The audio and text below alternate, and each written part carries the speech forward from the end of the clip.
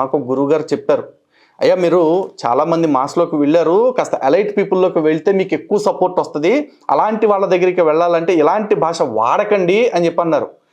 మళ్ళీ చెప్తున్నా, elite people, వాళ్ళకంటే హైలైట్లో ఉన్న పీపుల్ మాకు అందరూ సపోర్టు కావాలి. కానీ వాళ్ళు సపోర్ట్ చేస్తారు కదా అని మా ధర్మాన్ని, దేశాన్ని దూషించే వాళ్ళ విషయంలో కాంప్రమైజ్ అవ్వటానికి మేము వ్యాపారం చేయట్లేదు రయ్యా. We are warriors. యుద్ధం కోసం కూర్చున్నాం.